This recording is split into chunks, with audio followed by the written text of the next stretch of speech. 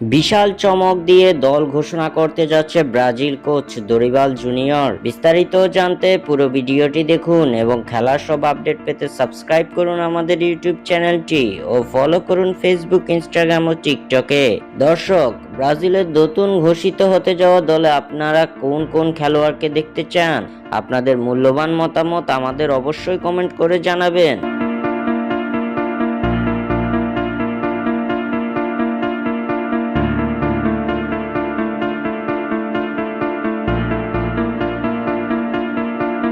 আগামী মাসে অর্থাৎ অক্টোবরে বিশ্বকাপ বাছাই পর্বে 2 ম্যাচে মাঠে নামতে চলেছে ব্রাজিল। 2026 বিশ্বকাপ বাছাই পর্বের এই 2 ম্যাচে ব্রাজিলের প্রতিপক্ষ হিসেবে থাকছে চিলি ও পেরু। অক্টোবরে অনুষ্ঠিত হতে যাওয়া এই 2 ম্যাচ সেলেসাওদের জন্য মহা গুরুত্বপূর্ণ, কেননা ইতিমধ্যে বিশ্বকাপ বাছাইয়ের 4টি ম্যাচে হারের মুখ দেখেছে 5 বারের বিশ্ব চ্যাম্পিয়নরা। বিনা বাধায় 2026 বিশ্বকাপে কোয়ালিফাই করতে হলে এই 2 ম্যাচে জয় ভিন্ন কোনো পথ খোলা নেই ব্রাজিলের সামনে। তাই তো এই 2 ম্যাচে পরীক্ষা নিরীক্ষা চালাতে চান না কোচ দরিবাল জুনিয়র। সিনিয়র এবং অভিজ্ঞদের নিয়েই দল সাজাতে মনোযোগী দরিবাল, কেননা পূর্বের যত পরীক্ষা চালিয়েছেন সবগুলোতেই হিতের বিপরীত হিসেবে কাজ করেছে।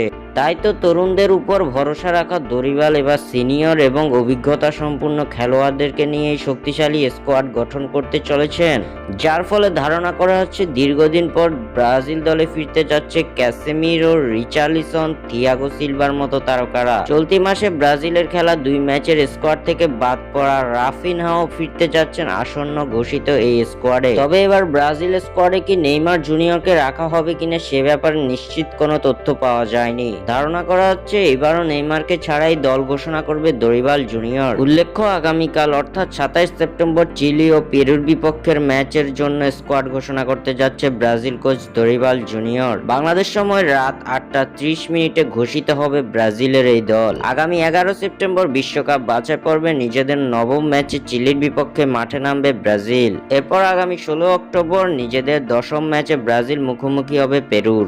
স্বাক্ষর থেকে সাদবিন ইসলাম।